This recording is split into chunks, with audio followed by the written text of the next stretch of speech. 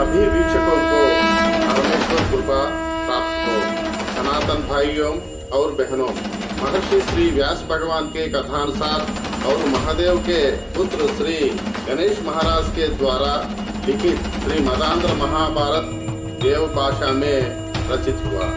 हम इस महत्वपूर्ण ग्रंथ को प्रतिदिन बिना किसी संशोधन या टिप्पणी प्रस्तुत कर रहे हैं, जिससे सभी सनातनी हमारी इस महान प्रयत्न को समर्थन देने की कृपा करे।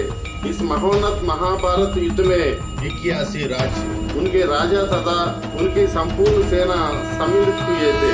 इस युद्ध में 18 अक्षौहिणी सेना ने भाग लिया। हमारे इस प्रयास को सनातन धर्म और ऋषि परंपरा से जुड़े सभी भारतीयों और अन्य नागरिकों का समर्थन मिले, यही हमारी प्रार्थना है। कृपया गाड़ी न्यूज चैनल को सब्सक्राइब, शेयर और लाइक करो। आपका वड्डेपल्ली रामकृष्ण, निराकार कृष्ण योगा साधक, हैदराबाद।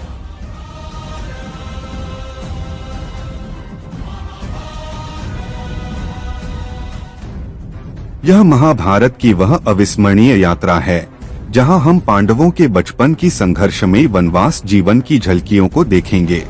जब कुटिल षड्यंत्रों ने उन्हें राजमहल से दूर कर वनों में ला फेंका, तब भी उन्होंने अपने धर्म और वीरता का दामन नहीं छोड़ा। लाक्षागृह की उस रहस्यमयी साजिश से लेकर विदुर की चतुराई और माता कुंती की छाया में पांडवों का बच निकलना, वनवास में भटकते हुए हिडिंबा राक्षसी से हुई मुलाकात और फिर भीम का अद्भुत पराक्रम, जिसने उसे हराकर हिडिंबा को अपनी जीवन संगिनी बनाया। इसके बाद आता है बकासुर जैसे नरभक्षी राक्षस से भीम का वीरतापूर्ण युद्ध, जहां उन्होंने अपनी प्रचंड शक्ति से नगरवासियों को भय से मुक्त किया। और फिर द्रुपद के राजमहल में हुआ द्रौपदी का स्वयंवर, जहां अर्जुन ने अपने धनुर्विद्या कौशल से मछली की आंख भेदी और पांडवों को प्राप्त हुई द्रौपदी, जो बाद में बनी महाभारत की नायिका। आइए इन दृश्यों के माध्यम से देखें पांडवों की साहस, प्रेम, युद्ध और धर्म की वह रोमांचकारी कहानी, जिसने उन्हें बना दिया इतिहास के अमर योद्धा। लाक्षागृह कुछ वर्षों के बाद एक दिन हस्तिनापुर से एक व्यक्ति वारणावत पहुंचा और एकांत में धर्मराज से मिला। उसने कहा, मुझे विदुर ने भेजा है और कुछ विशेष संकेतों के माध्यम से अपनी पहचान सिद्ध कर दी। इसके बाद उसने गंभीर स्वर में बताया, यह चतुःशाला लाख, शालवृक्ष रस और अन्य ज्वलनशील पदार्थों से बनी हुई है। इस कृष्ण चतुर्दशी की रात इसमें आग लगा दी जाएगी। वह आग तुम्हें, तुम्हारी माँ और तुम्हारे भाइयों को, जो भीतर सो रहे होंगे, भस्म कर देगी। फिर उसने बताया कि वह सुरंग खोदने में दक्ष है और इस संकट से बाहर निकलने के लिए सुरंग खोदने की अनुमति चाहता है। पांडवों ने विचार कर अनुमति दे दी और उस व्यक्ति ने घर के अंदर से बाहर की ओर एक गुप्त सुरंग खोदनी शुरू कर दी। इस दौरान भीम ने स्वयं भूखा रहकर उसकी सहायता की और चौकसी करते हुए सुरंग के कार्य को पूरा करवाया।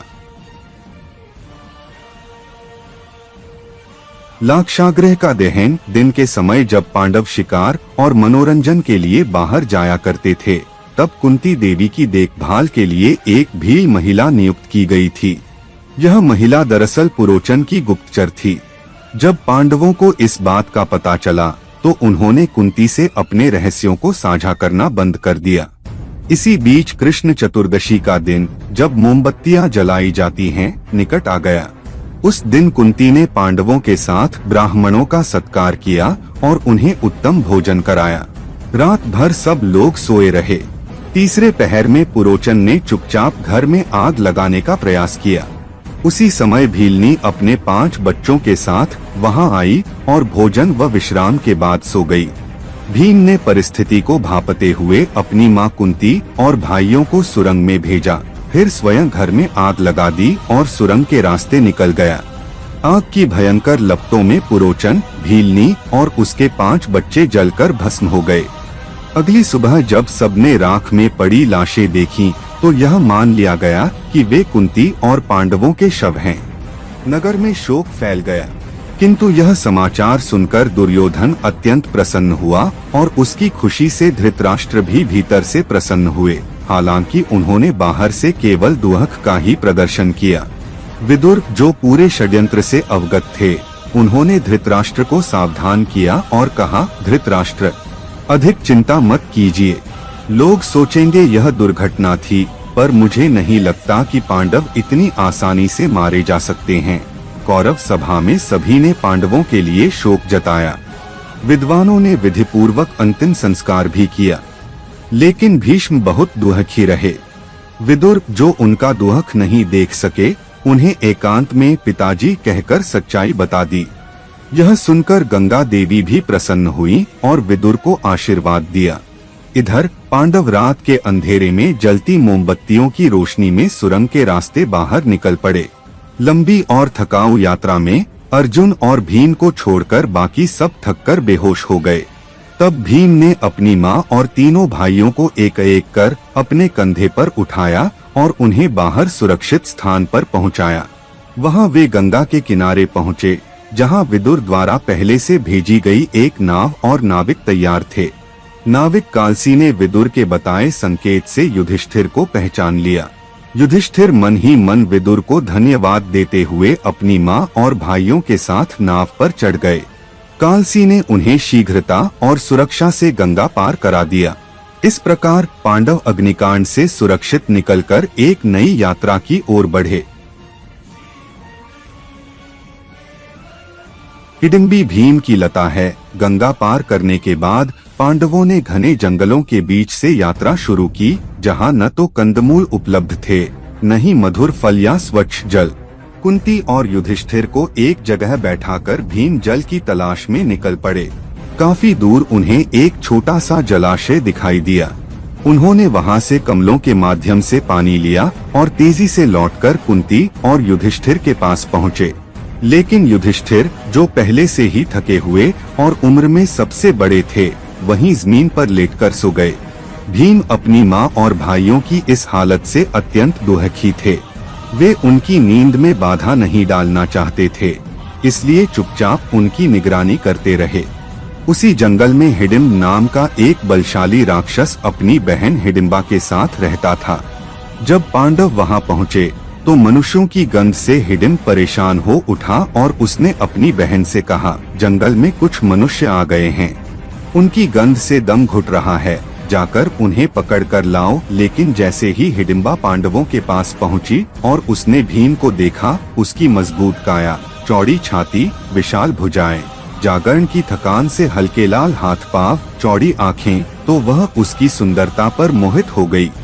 भीम के बल और तेज ने कामदेव को जैसे उस पर हावी कर दिया। वह भीतर तक प्रेम और वासना से भर उठी। उसके दिल में उठी भावनाएं इतनी तीव्र थीं कि वह भूत प्रेत की तरह व्यवहार करने लगी। वह भूल गई कि वह राक्षसी है और बिना किसी झिझक के भीम के पास पहुंची। अपनी प्रेम भावना और आकर्षण को छिपाए बिना उसने सीधे सीधे अपनी इच्छा व्यक्त की। भीम ने पहले उसकी बात नहीं मानी, लेकिन हिडिंबा कई तरीकों से उसे समझाने लगी, विनती करने लगी। एक जंगली राक्षसी होते हुए भी उसने पूरी ईमानदारी और खुले मन से अपने दिल की बात कही। भीम ने हिडिंबासुर का वध कर दिया। जब हिडिंबा, जो भीम से मिलने गई थी, बहुत देर तक वापस नहीं लौटी, तो उसका भाई हिडिंब भूख और मनुष्यों की गंध से व्याकुल होकर उसे खोजते हुए वहां आया। जैसे ही उसने देखा कि उसकी बहन हिडिंबा एक मनुष्य भीम से प्रेम भाव से विनती कर रही है, वह अत्यंत क्रोधित हो उठा। उसने अपनी बहन को डांटते हुए कहा, वह एक इंसान है और हम राक्षस हैं। हमारी और उसकी जाति में जमीन आसमान का अंतर है। क्या हमारी जाति इतनी गिर गई है कि हम इंसानों से प्रेम करने लगें? और क्या तुम भूल गई कि हम राक्षस हैं और हमारा धर्म मांस खाना है? अगर तुम्हें यह लड़का इतना ही पसंद है तो उसे खा जाओ। इस तरह प्रेम जताना हमारी जाति के लिए लज्जाजनक है। अगर तुम इस तरह पागलों जैसी बात करोगी और हमारी मर्यादा भुला दोगी तो मैं खुद तुम्हें मार डालूंगा। अपने क्रोधित भाई की धमकी से भयभीत हिडिंबा, जिसने अपना हृदय भीम को दे दिया था, भीम के पास जाकर उसका सहारा लेने लगी। यह देखकर हिडिंब और अधिक भड़क गया और गुस्से में दहाड़ उठा। उसकी भयंकर दहाड़ सुनकर भीम भी गुस्से में आ गया और वह तुरंत तैयार हो गया। उसने हिडिंबा को चेतावनी देते हुए कहा, अगर तुझ में दम है तो आकर मुझसे लड़, मैं तुझे यहीं धूल चटा दूंगा। यह लड़की भले ही तेरी बहन हो, लेकिन अब यह मेरे संरक्षण में है। अगर तू इसके मार्ग में आएगा तो मैं तुझे भी छोड़ूंगा नहीं। भीम के शब्दों से भी हिडिंबा का क्रोध शांत नहीं हुआ। वह अब पूरी तरह युद्ध के लिए तैयार हो चुका था। उसका राक्षसी अहंकार और बहन का अपमानित प्रेम मिलकर उसे और अधिक उग्र बना रहे थे। संघर्ष अवश्यंभावी था, लेकिन चलो एक समझौता करते हैं। यह कहकर हिडिंबा भीम को धीरे धीरे उस स्थान पर ले गया जहां पांडव सो रहे थे। वहां उन दोनों के बीच भयंकर युद्ध छिड़ गया। दोनों ने एक दूसरे के हाथ पकड़ लिए और भयानक प्रहार करने लगे। पास में पड़े भारी पत्थरों को उठाकर एक दूसरे पर फेंकने लगे और वहां के पेड़ों को उखाड़कर एक दूसरे पर बरसाने लगे। वे दोनों इतनी उग्रता से लड़ रहे थे कि उनके बल, क्रोध और पराक्रम से पूरा वनक्षेत्र गूंज उठा। हिडिंबा जो एक शक्तिशाली राक्षस था और भीम जो परम बलवान और पराक्रमी था, दोनों ही युद्ध की चरम सीमा तक पहुंच गए थे। उनकी भीषण गर्जना और प्रहारों की आवाज से पांडव और कुंती देवी की नींद टूट गई। वहीं मौजूद हिडिंबा ने कुंती को प्रणाम किया और सब कुछ स्पष्ट कर दिया। यह जानकर कि युद्ध क्यों हो रहा है, सभी पांडव युद्धस्थल की ओर बढ़ गए। अर्जुन ने युद्ध देख क्रोधित होकर कहा, भैया आप इतना थक क्यों रहे हैं? उसे मारने में क्या देर है?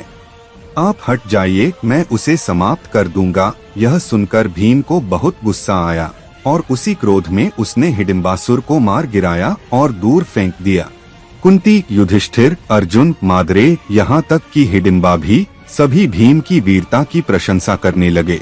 अपने भाई की मृत्यु के बावजूद राक्षसी हिडिंबा भीम से और अधिक प्रेम करने लगी। उसने कुंती और युधिष्ठिर से भीम के साथ विवाह की प्रार्थना की। कुंती ने विचार किया, अर्जुन का 14वां जन्मदिन पांडु की मृत्यु के दिन था। जब धर्मराज हस्तिनापुर पहुँचे तब उनकी उम्र 16 वर्ष थी। भीम की 15, अर्जुन की 14, नकुल और सहदेव की 13। हस्तिनापुर में 13 वर्ष और वारणावत में 6 महीने बिताने के बाद अब वे बच्चे नहीं रहे। युधिष्ठिर 30 वर्ष के होने वाले हैं, भीम उनसे 1 वर्ष छोटा है। एक माँ होने के नाते कुंती अपने बच्चों की भावनाओं को समझती थी। उसने सोचा कि यदि यह हिडिंबा का अनुरोध है तो इसमें कोई बुराई नहीं। गुरु समान युधिष्ठिर से परामर्श किया गया और उन्होंने मुस्कुराकर स्वीकृति दे दी। भीम को प्रोत्साहन मिला और उसने कहा कि वह हिडिंबा के साथ तब तक रहेगा जब तक कि उसकी एक संतान न हो जाए। हिडिंबा खुशी से सहमत हो गई। वे गंधर्व तंत्र के अनुसार एकत्र हुए। हिडिंबा, जो अब कमलपालिका के रूप में अपने असली नाम से सामने आई, जंगली फूल लेकर आई और भीम के चरणों में बैठते हुए बोली, डोरा, मैं थकी हुई राक्षसी हूँ, लेकिन आज मुझे मेरा सबसे बड़ा सौभाग्य मिला है। मेरा नाम हिडिंबा इसलिए पड़ा क्योंकि मैं हिडिंबासुर की छोटी बहन हूँ, लेकिन मेरा असली नाम कमलपालिका है। यह कमल का फूल मेरी ओर से प्रथम पूजा के रूप में स्वीकार करें। यह कहते हुए उसने भीम के चरणों में फूल अर्पित किए। उसका नाम सुनकर सभी खुश हो गए। कमल, उस राक्षसी कन्या के नाम का सौंदर्य भीम के होठों पर एक मुस्कान बनकर तैर गया। हिडिंबा भीम का विवाह, घटोत्कच का जन्म, नवविवाहित जोड़ा कमलापालिका और भीम दिन के हर पल का आनंद ले रहा था। युधिष्ठिर, अर्जुन और अन्य पांडवों ने कुंती के साथ मिलकर एक सुरक्षित निवास स्थापित किया और अपना समय वन्य जीवन की सरल लीलाओं में बिताया। समय बीता और कमलापालिका गर्भवती हुई। यह समाचार सुनकर सभी पांडव अत्यंत प्रसन्न हुए। उस शुभ अवसर के साथ भीम ने सिलदुर्गम में मनसेन मल्लेला के सिंहासन पर कमलापालिका को प्रतिष्ठित किया। समय आने पर कमलापालिका ने एक पुत्र को जन्म दिया। राक्षस योनि से उत्पन्न वह बालक जन्म लेते ही नवयुवक की भांति प्रतीत हो रहा था। उसने अपनी माँ से पहले बिस्तर से उठकर उन्हें चूमा और फिर अपने पिता, दादी और अन्य पांडवों को देखकर जोर से पुकारा। उस बालक का नाम रखा गया घटोत्कच। कामातुर घटोत्कच ने अपने पिता और अन्य पांडवों से विभिन्न प्रकार की युद्ध कलाएं सीखीं और प्राकृतिक जादू के प्रभाव से उन्हें प्रसन्न किया। उसने जंगल के राक्षसों को अपने वश में कर लिया और वीरता के साथ उनके नेता के रूप में कार्य किया। जब कुंती ने पहली बार अपने पौत्र घटोत्कच को बहादुरी से कार्य करते देखा तो उनकी आंखों में खुशी के आंसू आ गए। एक दिन घटोत्कच ने अपने पिता और दादी से वादा किया कि वह अपनी माता हिडिंबा के साथ विभिन्न वन यात्राओं पर निकलेगा, लेकिन यदि कभी आवश्यकता पड़ी तो वह अवश्य लौटेगा। ऐसा कहकर वह उत्तर दिशा में अपनी माता के साथ चला गया। इसके पश्चात पांडव कुछ वर्षों तक शालिहरोत्रम के आश्रम में रहे, जहां उन्होंने धर्म के अनेक रहस्यों को सीखा। वहां से विदा लेकर उन्होंने विदर्भ, मर्य, त्रिगर्त और कीचक राज्यों को पार करते हुए अंततः एकचक्रपुरम में प्रवेश किया। पांडवों का एकचक्रपुरा निवास। कुंती और पांडवों ने एक ब्राह्मण वेश धारण करके एकचक्रपुरम में प्रवेश किया और वहां एक ब्राह्मण के घर शरण ली। युधिष्ठिर सहित जो कभी कौरव साम्राज्य के राजकुमार के रूप में प्रतिष्ठित थे, सभी पांडव उस अग्रहार ब्राह्मण बस्ती में भिक्षा मांगने निकलते थे। प्रतिदिन कुंती 5 पुत्रों द्वारा लाए गए भोजन को 2 भागों में बांट देती थीं। एक भाग ब्राह्मणों की सेवा समाराधना के लिए और दूसरे भाग को पुनः 2 भागों में विभाजित करके एक बड़ा भाग भीम को और दूसरा भाग 5 भागों में बांटकर स्वयं और शेष 4 पुत्रों को देती थीं। इस प्रकार उनका जीवन शांतिपूर्वक बीत रहा था। एक दिन जब भीम को छोड़कर बाकी सभी पांडव भिक्षा मांगने निकले हुए थे, कुंती घर पर अकेली थीं। तभी उन्हें घर के स्वामी की करुण पुकार सुनाई दी। कुंती ने जाकर उनसे उनके दुख का कारण पूछा तो उन्होंने बताया, माँ, हमारे एकचक्रपुरम में बकासुर नामक एक भयानक राक्षस है जो नगर में आतंक फैला रहा है। नगर के लोग उससे भयभीत हैं और मराजू राजा भी उसकी शक्ति के आगे विवश हैं। इसलिए सभी नगरवासियों ने राक्षस से समझौता कर लिया है कि प्रतिदिन उसे 1 गाड़ी भोजन, 2 हल्के फाल और 1 मनुष्य भोजन स्वरूप भेजा जाएगा। यदि किसी दिन यह व्यवस्था नहीं होती तो वह नगर पर कहर बरपाता है। ब्राह्मण परिवार ने रोते हुए कहा, आज हमारी बारी है, पर हमारा एक ही बेटा है, हम उसे कैसे भेजें? उसके पिता उसके बदले जाना चाहते हैं, पर मैं उन्हें भी नहीं जाने देना चाहती। मैं स्वयं जाने को तैयार हूँ, लेकिन मेरा बेटा कहता है कि वह अपने माता पिता को मरते नहीं देख सकता, इसलिए वह जाएगा। अब हम नहीं समझ पा रहे कि किसे भेजें, क्योंकि जो भी जाएगा उसका लौटना असंभव है। इसी चिंता में हम रो रहे हैं। कुंती ने उन्हें सांत्वना दी और कहा, इसमें इतना दुखी होने की क्या बात है? आपके एक ही पुत्र हैं, पर मेरे 5 पुत्र हैं और उनमें से एक ऐसा भी है जो ओझा असाधारण बलशाली है। सौभाग्य से वह आज घर पर है, मैं उसे भेजूंगी। आप बस गाड़ी, भोजन और हल्के फाल की व्यवस्था करें। ब्राह्मण दंपति ने इस पर आपत्ति जताई और बोले, आप हमारे आश्रय में हैं, क्या आप अपने बेटे को हमारी खातिर बलिदान करना चाहती हैं? ब्राह्मण हत्या एक बड़ा पाप है, कृपया ऐसा न करें। अगर चाहें तो हम तीनों एक साथ जाकर राक्षस को भोजन दे सकते हैं। कुंती ने उन्हें आश्वस्त किया, नहीं, आप बस सब तैयारी करें। मेरा पुत्र इस बार उस राक्षस की पीड़ा को हमेशा के लिए समाप्त कर देगा। आप चिंता न करें और इस विषय में हस्तक्षेप न करें। ब्राह्मण परिवार कुंती के साहस और विश्वास से आश्वस्त हो गया। उन्होंने एक बड़ी गाड़ी में ढेर सारा भोजन भरवाया, 2 हल्के फाल रखवाए और उस पर भीम को बैठा दिया। इस प्रकार भीम बकासुर की ओर निकल पड़े। भीम ने बकासुर का वध कर दिया। भीम जानबूझकर देर से निकला। बहुत समय बीत चुका था जब वह एकचक्रपुरम की बस्ती के बाईं ओर स्थित पानी की टंकी के पास पहुंचा और गाड़ी रोक दी। वहां उसने गाड़ी में रखे भोजन में से एक टुकड़ा केक खाया और खुद भी खाने लगा। उधर बकासुर को, जो हर दिन समय पर भोजन पाने का अभ्यस्त था, इस विलंब से बहुत भूख लग रही थी और वह उग्र हो उठा। वह गुस्से में बड़बड़ाया, ये लोग बड़े घमंडी हो गए हैं। क्या मुझे टट्टू समझते हैं? इतनी देर से भोजन भेज रहे हैं। अगर इन्हें फिर से दिखा दूं कि मेरा गुस्सा क्या होता है तो शायद समझ आएगा। अब और इंतजार नहीं करूंगा, खुद जाकर उस गाड़ी पर टूट पड़ता हूँ। क्रोधित होकर वह गुफा से बाहर आया और देखा कि उसका भोजन सामने रखा है, लेकिन उसे कोई और खा रहा है। जब उसने देखा कि एक मनुष्य भीम स्वयं भोजन कर रहा है तो वह दहाड़ उठा, रे नराधम। लेकिन भीम शांत रहा, बिना डरे वह अपना भोजन खाता रहा। बकासुर खुद भीम के पास आया और जबरन उसके भोजन में बाधा डालने लगा। तभी वायुनंदन भीम को गुस्सा आ गया। उसने बाएं हाथ से बकासुर को पकड़कर दूर फेंका और फिर दोनों के बीच भयंकर युद्ध छिड़ गया। इस घमासान युद्ध में भीम ने बकासुर को पराजित कर उसका वध कर दिया। बकासुर की मृत्यु देखकर उसके अनुयायी छोटे राक्षस भयभीत होकर भाग खड़े हुए। भीम ने बकासुर के शव को घसीटते हुए नगर के मध्य स्थित रचबंदा चौराहा तक लाया और वहां फेंक दिया। इसके बाद वह ऐसे सामान्य भाव से घर लौट गया मानो कुछ हुआ ही न हो। यह खबर पूरे एकचक्रपुरम में आग की तरह फैल गई। पांडवों, कुंती और उस ब्राह्मण परिवार को छोड़कर किसी को भी यह नहीं पता था कि बकासुर का वध किसने किया। किंतु पूरे नगर में खुशी का माहौल छा गया, क्योंकि वर्षों का अत्याचार समाप्त हो चुका था।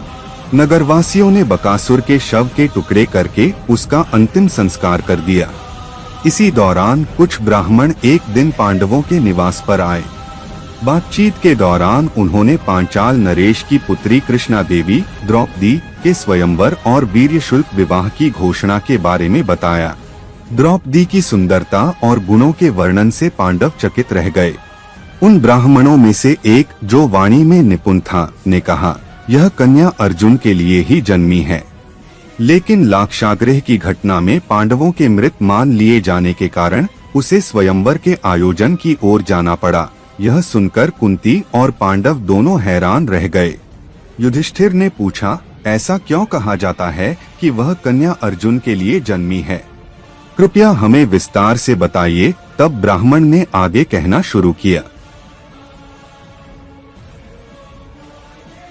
द्रौपदी धृष्टद्युम्न का जन्म भारद्वाज मुनि के पुत्र द्रोण और पृष्ठराज के पुत्र द्रुपद ने अग्निवेश के अधीन रहकर धनुर्विद्या का अध्ययन किया। वे बाल्यकाल में अत्यंत घनिष्ठ मित्र थे।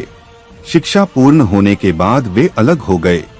समय बीतने पर द्रुपद अपने पिता के उत्तराधिकारी बनकर राजा बन गए, जबकि द्रोण को कोई उपयुक्त रोजगार नहीं मिला और वे अत्यंत गरीबी में जीवन व्यतीत करने लगे। द्रोण के पुत्र का नाम अश्वत्थामा था। उनका बचपन अत्यंत अभाव में बीता, यहाँ तक कि दूध न मिल पाने की स्थिति में उन्हें आटे में पानी मिलाकर पिलाया जाता और उसे दूध बताकर बहलाया जाता। इस परिस्थिति में द्रोण ने सोचा कि अब समय आ गया है कि वे अपने पुराने मित्र द्रुपद से सहायता मांगे।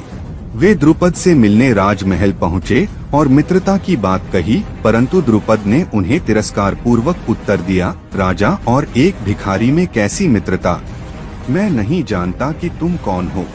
यदि तुम गरीब हो तो भीख मांगो, लेकिन झूठी मित्रता की कहानी मत सुनाओ। यह सुनकर द्रोण बहुत आहत हुए, परंतु मौन रहकर वहां से लौट आए। इस अपमान को वे कभी नहीं भुला सके। बाद में द्रोण हस्तिनापुर पहुँचे और वहां कौरवों तथा पांडवों के गुरु बने। उन्होंने बालकों को धनुर्विद्या सिखाई। जब समय आया गुरु दक्षिणा लेने का, तो उन्होंने अपने शिष्यों से कहा कि वे द्रुपद को बंदी बनाकर उनके पास लाएं। कौरव यह कार्य न कर सके, परंतु अर्जुन ने अपनी अतुलनीय धनुर्विद्या से वीरता पूर्वक द्रुपद को पराजित किया और उन्हें द्रोण के समक्ष प्रस्तुत किया। द्रोण ने अपमान का बदला लेते हुए द्रुपद को कहा, अब तुम ब्राह्मण हो, तुम्हारा आधा राज्य मैं ले रहा हूँ। यह कहकर उन्होंने द्रुपद को अपमानित किया। द्रुपद का यह अपमान असहनीय था। उन्होंने प्रतिज्ञा की कि वे एक ऐसा पुत्र उत्पन्न करेंगे जो द्रोण का वध करेगा। इसके लिए उन्होंने ब्रह्मर्षि याज्ञवल्क्य के पास जाकर विशेष यज्ञ कांक्षित सिद्धि अनुष्ठान किया। उस यज्ञ की अग्निकुंड से एक पुत्र उत्पन्न हुआ, धृष्टद्युम्न, जो द्रोण का वध कर सकेगा। उसके पश्चात उसी यज्ञकुंड से एक दिव्य कन्या उत्पन्न हुई जो असाधारण सौंदर्य से युक्त थी। उसका रंग नीलकमल के समान श्यामल था, बाल लहराते हुए, कानों को छूते हुए, आंखें कमलपत्र के समान बड़ी बड़ी, चेहरा अमृत तुल्य, मंद मुस्कान से युक्त और मुख कमल की भांति दीप्तिमान थी। वह देवी स्वरूप कन्या थी। जैसे ही उन दोनों धृष्टद्युम्न और उस कन्या का जन्म हुआ, आकाशवाणी हुई, जो बालक उत्पन्न हुआ है वह द्रोणाचार्य का वध करेगा, उसका नाम धृष्टद्युम्न होगा, और जो कन्या उत्पन्न हुई है वह कृष्णा नाम से जानी जाएगी। वह अर्जुन से विवाह करेगी और दोनों कुलों का उद्धार करेगी। इस प्रकार यज्ञकुंड से उत्पन्न होने के कारण उस कन्या को यज्ञसेनी, राजा द्रुपद की पुत्री होने के कारण द्रुपद नंदिनी अथवा द्रौपदी, पांचाल नरेश की राजकुमारी होने के कारण पांचाली और कृष्ण वर्ण, श्याम वर्ण होने के कारण कृष्णा कहा गया। यही वे दिव्य देवी थीं जिनका विवाह आगे चलकर अर्जुन से हुआ और जो महाभारत की महानायिका बनी। अर्जुन द्वारा अंगारपर्ण पर विजय ब्राह्मण की बात सुनकर पांडवों की द्रौपदी के स्वयंवर में जाने की तीव्र इच्छा हुई। उसी समय व्यास वहां आए और उन्होंने पांडवों को शुभ संकेत दिया। द्रौपदी के जन्म की कथा सुनने के बाद कुंती देवी भी पंचाल देश जाने के लिए तैयार हो गयीं। किंतु मां सहित पांचों पांडव किसी शुभ अवसर की प्रतीक्षा में पंचालों की राजधानी कांपिल्य के लिए तुरंत प्रस्थान नहीं कर सके। एक दिन और एक रात की यात्रा के बाद वे एक चक्रपुरम से चलकर गंगा तट पर स्थित सोमश्रवा तीर्थ के पास पहुँचे। रात्रि के समय अर्जुन ने एक हाथ में चमकदार चिमनी पकड़ी और अन्य भाइयों के लिए मार्गदर्शक बनकर आगे चले। उनकी आशा थी कि रात किसी तीर्थ स्थान पर गुजार कर सुबह स्नान करके वे फिर यात्रा आरंभ करेंगे। उसी समय वहां गंधर्वराज अंगारपर्ण अपनी सखियों के साथ जल क्रीड़ा कर रहे थे। पांडवों की उपस्थिति से क्रोधित होकर अंगारपर्ण ने अपना धनुष उठाया और कहा, हे मनुष्यों, मैं गंधर्व जाति का राजा अंगारपर्ण हूँ। यह तीर्थ मेरा है। यहाँ हर रात मैं जल क्रीड़ा करता हूँ। यहाँ देव, दानव और यक्ष भी मुझसे भय खाते हैं। यह स्थान मेरी श्रेष्ठता का प्रतीक है और अंगारपर्ण वन के नाम से प्रसिद्ध है। आथा आगे मत बढ़ो। गंधर्व के इन कठोर शब्दों को सुनकर अर्जुन को और भी अधिक क्रोध आया। उन्होंने उत्तर दिया, हे गंधर्व, तीर्थ स्थान किसी के व्यक्तिगत नहीं होते। हम किसी से डरते नहीं, किंतु योग्य का सम्मान अवश्य करते हैं। यदि तुम युद्ध करना चाहते हो तो खड़े हो जाओ, मैं तुम्हारे सामने हूँ। इसके बाद अर्जुन ने दक्षिण दिशा में प्रयुक्त होने वाले तेजस्वी और प्रज्वलित दिव्यास्त्र से गंधर्व का रथ जला दिया, जिससे वह भूमि पर गिर पड़ा। इसके बाद भीम ने गंधर्व को उसके बालों से खींचकर युधिष्ठिर के सामने ला पटका। अंगारपर्ण ने शरण मांगी और अपनी गलती स्वीकार की। युधिष्ठिर ने कहा, हे गंधर्व, जो हमसे मित्रता करना चाहता है उसने पहले घमंडपूर्ण व्यवहार क्यों किया? अंगारपर्ण ने उत्तर दिया, हे पांडव, जब कोई पुरुष स्त्रियों के साथ होता है तो उसमें स्वाभाविक रूप से अहंकार आ जाता है। यह मेरी भूल थी। दूसरा कारण यह है कि मैं तुम्हें नहीं पहचान पाया। पवित्र पांडव बिना अग्निहोत्र और पुरोहित के यात्रा करते हुए नहीं दिखते। अभी भी आगे बढ़ने से पहले किसी योग्य पुरोहित की नियुक्ति करें। यहाँ से अधिक दूर नहीं उत्कच तीर्थ है, जहाँ धौम्य नामक एक धर्मात्मा ब्राह्मण निवास करते हैं। वे देवल ऋषि के भाई हैं और आप लोगों की सभी मनोकामनाएं पूरी करने में समर्थ हैं। गंधर्वराज ने मित्रता की स्मृति में अर्जुन को दक्षिण अस्त्र की शिक्षा दी और 4 दिव्य घोड़े भेंट किए, जिन्हें अर्जुन ने स्वीकार कर कहा, जब आवश्यकता होगी मैं तुम्हें याद करूंगा। इसके पश्चात पांडव उत्कच तीर्थ पहुँचे और वहां धौम्य ऋषि से प्रार्थना की कि वे उनके पुरोहित बने। ब्राह्मण ने सहर्ष स्वीकार किया और पांडवों को आशीर्वाद दिया। फिर पांडव अपनी माता कुंती के साथ पंचाल की राजधानी कांपिल्य की ओर प्रस्थान कर गए। द्रौपदी स्वयंवर। पंचाल साम्राज्य की राजधानी कांपिल्य नगरी उस समय युवरानी द्रौपदी के स्वयंवरोत्सव की भव्यता से सजी हुई थी। समस्त नगर उत्सव की शोभा से आलोकित था। पांडवों ने वहां एक कुम्हार के घर में निवास किया और स्वयंवर सभा में ब्राह्मण वेश धारण कर ब्राह्मणों के बीच जाकर बैठ गए। वह सभा मंडप क्षत्रिय युवाओं की आंखों के लिए एक अद्भुत दृश्य था, जहां वे अपनी विलासिता और विविध सज्जा के साथ उपस्थित हुए थे। यह शुभ दिन पौष मास के शुक्ल पक्ष की अष्टमी तिथि था, जब रोहिणी नक्षत्र लग्न में था। उसी दिन पांचाल राज की पुत्री द्रौपदी का स्वयंवर आयोजित किया गया था। सभा के बीच रंगमंच पर एक मंच बना था, जिस पर एक ऊंचे स्थान पर मत्स्य यंत्र लटकाया गया था। उसी समय धृष्टद्युम्न सभा में प्रवेश किए और उनके पीछे आई द्रौपदी, जो देवी स्वरूप में श्वेत पुष्पों से सजी दिव्य सौंदर्य से संपन्न थीं। सभी दर्शक उनके सौंदर्य को निहारने में खो गए। पांडव भी उन्हें देखकर अत्यंत उत्साहित हो उठे। धृष्टद्युम्न ने सभा को संबोधित करते हुए कहा, हे वीरों, इस धनुष को उठाओ और ऊपर लगे मत्स्य यंत्र के छिद्र से लक्ष्य को देखकर 5 तीरों से भेदन करो। जो योद्धा यह कर सकेगा, वही मेरी बहन का पति बनेगा। उन्होंने यह भी कहा, हे महावीर योद्धाओं, जो इस कठिन कार्य में सफल होंगे, वे स्वयंवर की शर्तें पूर्ण कर पाएंगे। सभा में उपस्थित महान योद्धाओं में दुर्योधन, दुःशासन, अन्य कौरव राजकुमार कर्ण, अश्वत्थामा, शल्य, शकुनी, विराट, जरासंध, अक्रूर, सात्यकी, शरण, प्रद्युम्न, कृतवर्मा, अनिरुद्ध, युद्धायु, समुद्रसेन, शिशुपाल, श्री कृष्ण और बलराम जैसे अनेक वीर उपस्थित थे। कृष्ण ने ब्राह्मणों के बीच अग्निकुंड के पास बैठे पांडवों को देखा और बलराम को संकेत किया। मंगल वादन के साथ स्वयंवर प्रतियोगिता का आरंभ हुआ। एक एक करके योद्धा उस धनुष और मत्स्य लक्ष्य को भेदने का प्रयास करने लगे। कई वीरों को वह धनुष अत्यधिक भारी लगा और उन्होंने अधिक बल से उसे उठाने की कोशिश की। कई वीर बेहोश हो गए, कई घायल होकर लौट गए और कुछ तो केवल उसे देखकर ही हंसी का पात्र बन गए। कृष्ण और बलराम की उपस्थिति से यदुवंशी वीरों ने प्रतियोगिता में भाग नहीं लिया। बलराम जाने को तैयार हुए, परंतु कृष्ण ने कहा, हमारे जीजाजी अर्जुन प्रतीक्षा कर रहे हैं, वे इस कार्य को पूर्ण करेंगे। और बलराम शांत हो गए। उसके बाद महान योद्धा कर्ण और बलिदानी शल्य ने भी प्रयास किया, परंतु यद्यपि उनमें शक्ति थी, वे धनुष को झुका नहीं सके।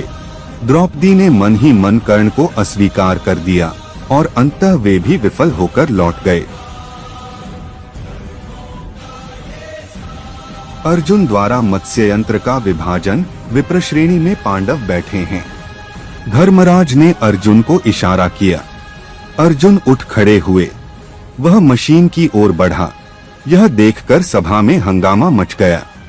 राजकुमार कमजोर होते हैं और यह ताकतवर है, फिर भी शादी में इसे न लें, मशीन अलग क्यों है? कुछ ब्राह्मणों ने कहा, कृप, द्रोण, भारद्वाज और परशुराम में क्या बात है? वे ब्राह्मण नहीं हैं। घोंसले में क्या है? नेगडी राजा की बेटी है। यदि आप नहीं जीतते हैं तो पप्पन्नम वहां होंगे, अन्य लोगों ने कहा। शास्त्री मनोरंजन से देख रहे थे। वे शक्तिशाली लार्जुन पर हंसे। जबकि पूरी सभा में हंगामा चल रहा था, परधुदा मंच के पास पहुंचे। उन्होंने गुरु को याद किया। उन्होंने जब हर कोई उसे अजीब नजरों से देख रहा था, उसने अपना धनुष खींच लिया। उसने सुना, पानी को देखा और बिना किसी प्रयास के मछली पर प्रहार किया। भीमार्जुन राजा हैं। जब अर्जुन ने धनुष को उठाकर लक्ष्य भेदने की तैयारी की तो कर्ण जैसे कुछ योद्धा क्रोधित हो उठे। कर्ण ने ताना मारते हुए कहा कि क्या क्षत्रियों के रहते किसी राजकुमारी का हाथ एक ब्राह्मण को दे दिया जाएगा? यह बात सुनकर वह अत्यंत क्रोधित हो गया और सभा में उपस्थित कई क्षत्रिय वीर द्रुपद पर आक्रमण करने के लिए एकत्र हो गए। उनकी आक्रामकता से भयभीत होकर द्रुपद ने ब्राह्मणों की शरण ली। ब्राह्मण समुदाय ने द्रुपद को अपने संरक्षण में लिया और कृष्ण के दंडक मंडल के समान अपने तपोबल रूपी हथियारों से आक्रमण के लिए तैयार हो गए। यह देख अर्जुन ने सभी को शांत किया और कहा, आप चिंता न करें, मैं इनका सामना करूंगा। बस मेरी धनुर्विद्या का आनंद लीजिए। इसके साथ ही उन्होंने उस विशाल धनुष को फिर से उठाया जिसे कोई झुका नहीं सका था।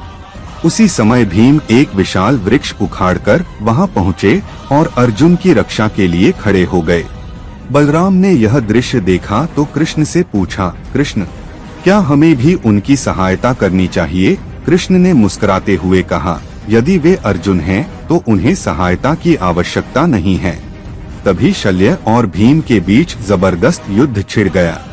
उनके बाणों से पूरी सभा रणभूमि में परिवर्तित हो गई। शल्य ने अर्जुन से कहा, बाण युद्ध में मुझे परशुराम, पाकासन और परधु के अतिरिक्त कोई नहीं रोक सकता। आज मैं देखता हूँ कि तुम कौन हो। लेकिन अर्जुन अविचल खड़े रहे और बोले, राधे, मैं वह नहीं हूँ जिसकी तुम कल्पना कर रहे हो। मैं केवल एक साधारण ब्राह्मण नहीं हूँ। यह सुनकर कर्ण ने युद्ध त्याग दिया और कहा, ब्राह्मण की शक्ति से पराजित हुआ, यह मेरा दुर्भाग्य है। दुर्योधन यह सब देखकर सोचने लगा, कर्ण को रोक सकने वाला कोई न कोई विलक्षण योद्धा ही हो सकता है, परशुराम, नितालक्षु या फिर फाल्गुन। लेकिन यह तो वही फाल्गुन, अर्जुन प्रतीत होता है। तभी बलराम और कृष्ण सभा में पहुँचे। उनके आगमन से समस्त सभा शांत हो गई। दुर्योधन ने कहा, नियम के अनुसार जो वीर ने लक्ष्य को भेदा है, वह द्रौपदी को अपना वरण करे। अब और विवाद उचित नहीं। घृणा और कलह फैलाना बुद्धिमानों का काम नहीं। बलराम और कृष्ण ने भी अर्जुन और भीम को देखकर संतोष व्यक्त किया। इसके पश्चात भीम और अर्जुन ने द्रौपदी को संग लिया और अपने निवास की ओर लौट गए। तुरंत द्रुपद ने अपने पुत्र धृष्टद्युम्न को आदेश दिया कि वह उन लोगों का पीछा करे और पता लगाए कि वे कौन हैं तथा उनके बारे में पूरा विवरण इकट्ठा करे।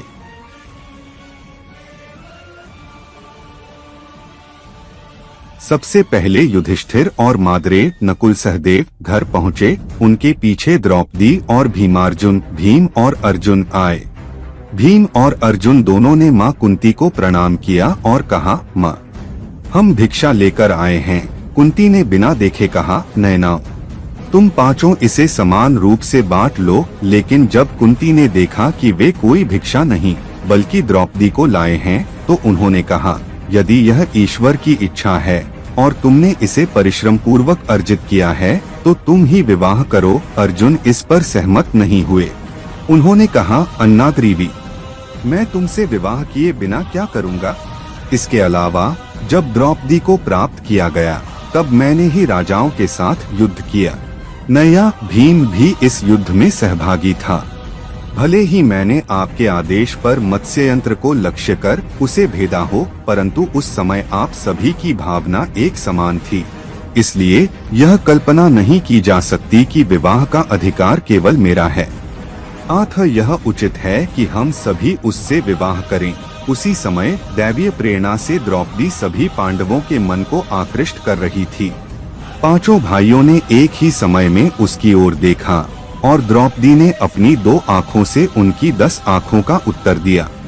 धर्मराज युधिष्ठिर ने उस समय व्यास द्वारा बताई गई भविष्यवाणियों को स्मरण किया और कहा, आओ हम पांचों द्रौपदी से विवाह करें। ठीक उसी समय भगवान श्री कृष्ण और बलराम वहां पहुँचे।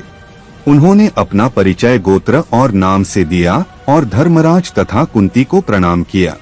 जब भगवान कृष्ण ने घर में प्रवेश किया तो कुंती को सब कुछ शुभ प्रतीत हुआ। बलराम और कृष्ण ने अपनी बहन सुभद्रा के संबंध में कुछ चर्चा की और फिर शॉल लेकर वहां से चले गए। बलराम कृष्ण के जाने के बाद धृष्टद्युम्न वहां आए और सब कुछ देखकर अपने पिता द्रुपद के पास लौटे। उन्होंने बताया, पिताजी, वे लोग भिक्षा पर जीवित हैं, अतः वे ब्राह्मण प्रतीत होते हैं, लेकिन उनकी सारी बातचीत युद्ध, शस्त्र और रणनीति के बारे में ही होती है। हमारे श्री कृष्ण ने भी उनके साथ भिक्षा खाई और जमीन पर सो गए।